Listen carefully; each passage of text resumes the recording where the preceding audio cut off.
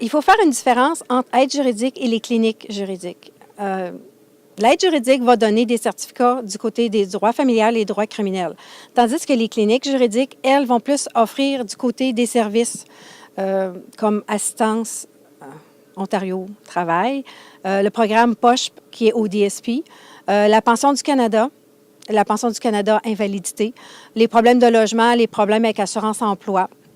Donc, on donne de l'information gratuite, confidentielle à ces gens-là, mais s'ils ont besoin d'être représentés, on évalue la cause. Certaines causes, on va défendre si c'est défendable.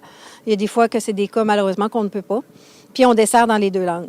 La loi dit qu'on doit être servi dans les deux langues, puis aide juridique avait comme mandat de le faire. Mon territoire est très, très grand. Il y a 4 lignes au complet. Donc, tu as Ottawa, tu as Toronto, Windsor. Moi, j'ai tout le reste.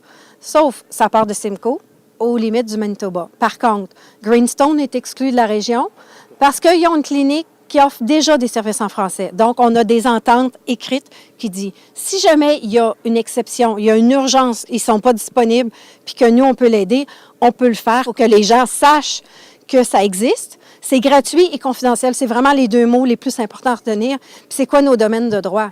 Parce que je ne suis pas une avocate non plus, je suis supervisée. Donc, des fois, il y a peut-être des facteurs ou des éléments qui m'échappent puis que c'est important de mentionner parce que c'est du côté légal, c'est très important.